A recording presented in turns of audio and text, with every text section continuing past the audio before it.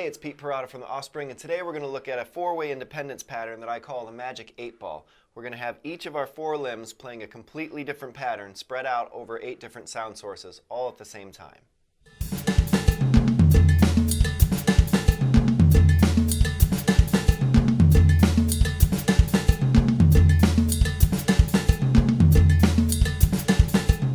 I know that's a lot of information to take in all at once, so let's focus on what each limb is doing one at a time.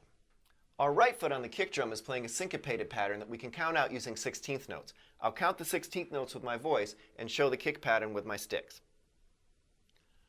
1 E and a, 2 E and a, 3 E and a, 4 E and a, 1 E and a, 2 E and a, 3 E and a, 4 E and a, 1. Now let's set our metronome at 90 beats per minute. I'm setting it with 8th notes so that you can hear where all the 16th notes hit in between the beats.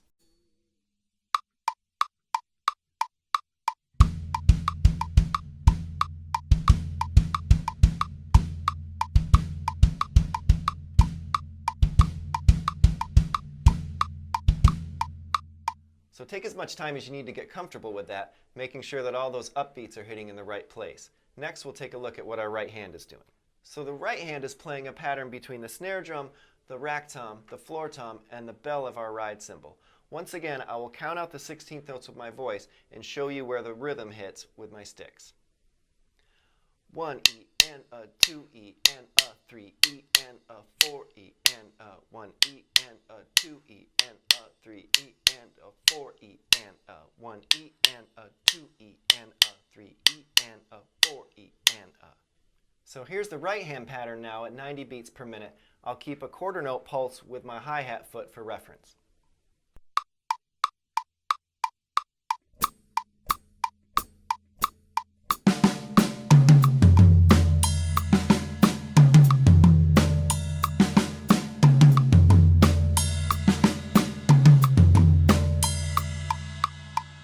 So for our left hand, we've got a pattern that's kind of based around a Latin clave. We're going to incorporate the hi-hat, the cowbell, and the timbale. Very slowly, let me count out the rhythm for you. 1 E and a, 2 E and a, 3 E and a, 4 E and a, 1 E and a, 2 E and a, 3 E and a, 4 E and a, 1 E and a, 2 E and a, 3 E and a, 4 E and a, 1. So now let's take the left hand pattern and place it on the kit at 90 beats per minute.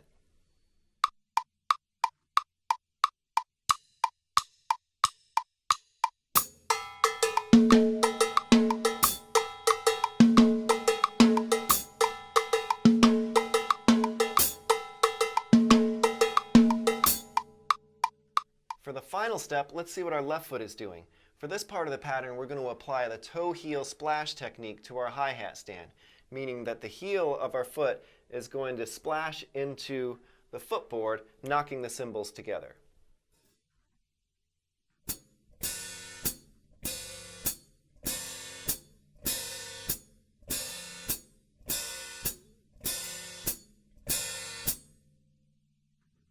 So take a lot of time to get comfortable with this technique. And the main thing to avoid is you don't want to lift with your thigh. You don't want to be lifting your foot up off of the pedal board. Try pushing it up with your foot instead of lifting with your leg. Anytime that we lift off of the footboard with our thighs, we put ourselves in a position where we can tip over and it throws all of our balance off.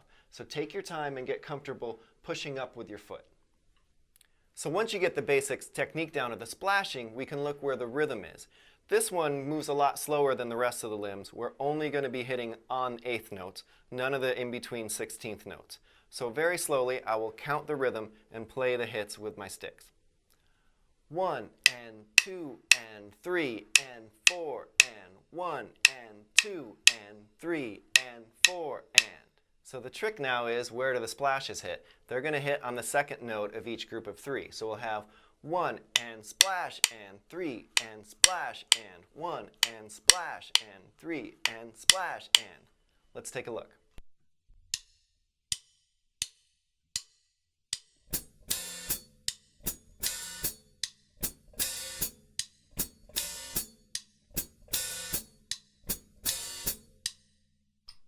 Now let's hear it at 90 beats per minute like we did with the other patterns.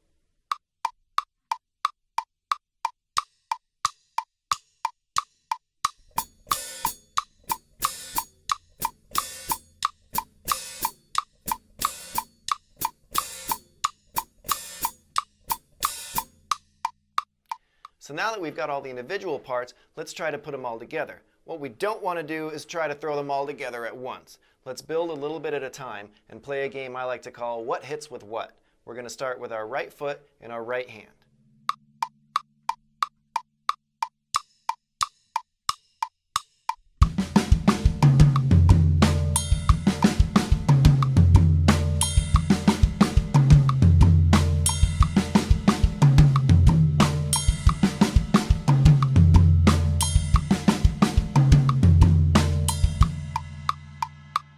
Next, we're going to set our right foot aside and get our right hand and our left hand to work together.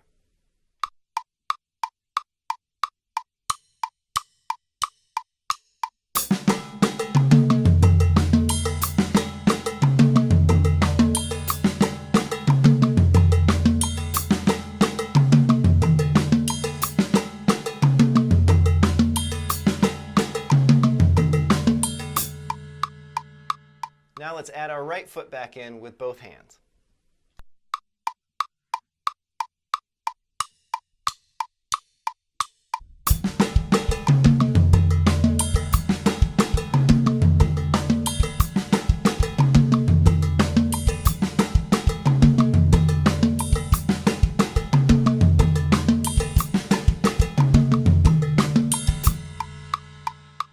So at this tempo, everything sounds kind of stiff and weird, but we don't care about any of that. We just want to make sure everything is hitting in the right place. We've basically split our brain into 3 pieces so that we can keep track of all these different limbs, and now we're going to split it into 4 so that we can bring in the hi-hat.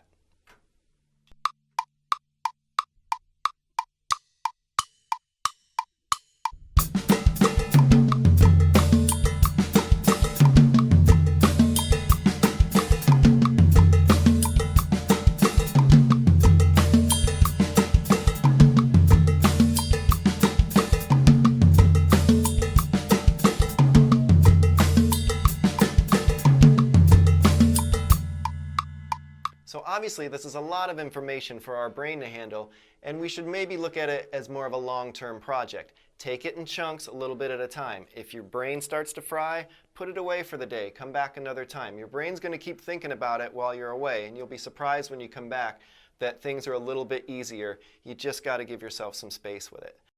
It's not the most practical thing in the world. You wouldn't want to try to cram it in a song somewhere. Your band would probably freak out on you and wonder what you were thinking. But it is a nice exercise that you can use to sort of push the limits of what your body and your brain are used to doing and try to expand that a little farther. So I hope you have fun with it, and I'll see you next time.